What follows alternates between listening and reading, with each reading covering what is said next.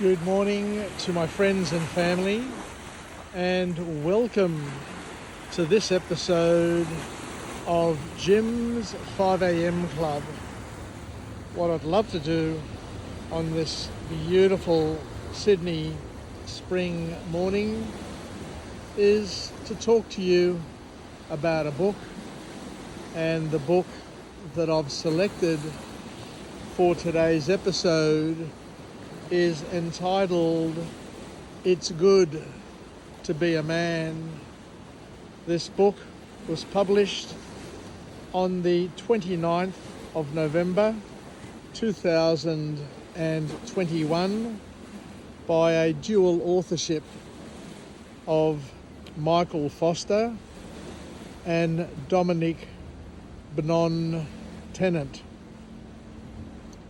This is a thought-provoking book that aims to define masculinity in a modern world through a combination of personal stories, cultural analysis, and biblical principles.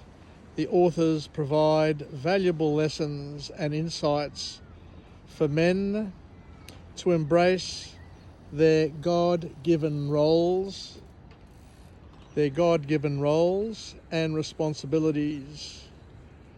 In this detailed summary, we will explore a number of lessons and insights from this book and hopefully empower readers to understand and embody healthy masculinity. This book challenges cultural stereotypes and encourages men to embrace a healthy understanding of masculinity. Foster and Tennant emphasize that true masculinity is not about domination or aggression, but about embracing one's unique strengths and virtues to serve and to protect others.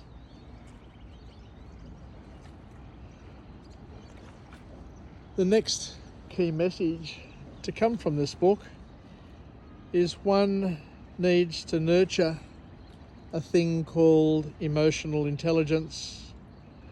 In this book, It's Good to Be a Man, it addresses the importance of emotional intelligence in men, and the authors highlight the value of self-awareness, empathy, and emotional regulation, encouraging men to develop these skills to help foster healthier relationships and also, more importantly, well-being, because if you're surrounded by good relationships that you're able to curate and cultivate, then it's also going to have a flow-on effect to your own personal well-being.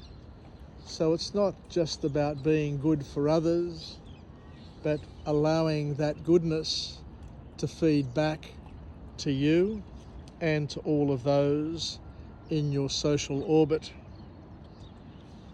The authors also talk at length about cultivating leadership, and this book explores the role of leadership in masculinity.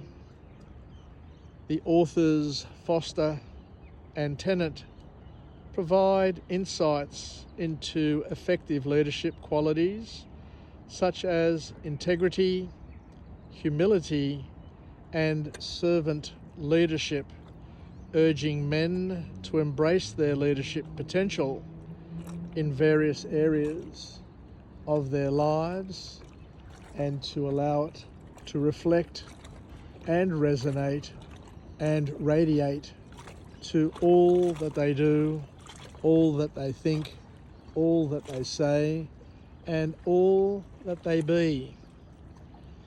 We need to build strong relationships, and the authors address the significance of building strong and meaningful relationships.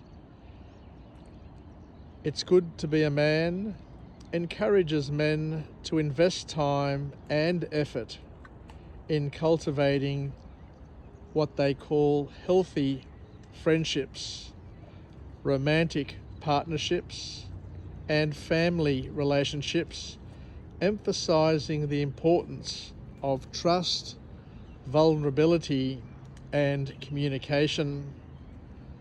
Along the way, the authors remind us that it is important to take the lead and to take responsibility and accountability. The book emphasizes the importance of taking responsibility for one's actions, for one's choices, and the impact that they have on other people. Foster and Tennant encourage men to embrace personal accountability and own up to their mistakes and seek amends when necessary, fostering growth and maturity at the same time. We're all going to make mistakes, but what we need to do, according to this author, is to own those mistakes. And if we impact somebody through our mistake, then to make amends, to do whatever we need to do to make it better for the other person so that they are not left mistreated and feeling that they've been used and abused. Another key message from this book is the importance of embracing fatherhood, and the authors highlight the unique role of fatherhood in masculinity. It's Good to Be a Man encourages men to embrace the responsibility of being fathers, nurturing and guiding their children with love, wisdom, and intentionality, and also the power of presence. Being there, not only physically, but mentally, emotionally, spiritually, and just being there so that your children know that you are there and they are special to you. The authors talk also at length here about understanding sexuality and purity, and the book delves into the topic of sexuality and purity, where Tennant and Foster provide insights into biblical principles of sexual ethics, encouraging men to pursue a sense of purity, to honour women, and to cultivate healthy and respectful relationships where possible. The book talks also about pursuing excellence, and the authors address the pursuit of excellence in various areas of life, to try and be the best version of yourself, to try and be the best role model that you can be in various spectrums, in the various aspects of your life, the various roles that you hold. And It's Good to Be a Man encourages men to strive for personal growth, develop their skills and their talents, and use them for the betterment of themselves and for others. And to understand that you need at some point to navigate cultural challenges. This book explores the challenges that men face in a rapidly changing world, and a world that is rapidly changing from a cultural perspective, where multiculturalism has an influence on the way people behave, the way people interact, and it's, as we say, very important to put into perspective and to have your own view and your own goals.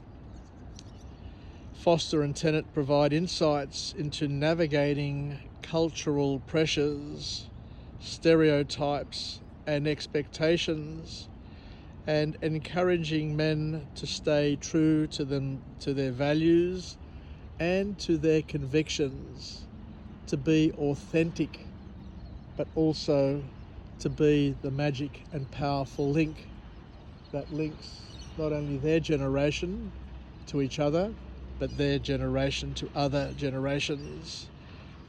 And the last key point that comes from this book is we need to seek God's design. The authors emphasise the importance of seeking God's design for masculinity. It's good to be a man encourages men to align their lives with biblical principles, seeking guidance, strength, and purpose from their faith.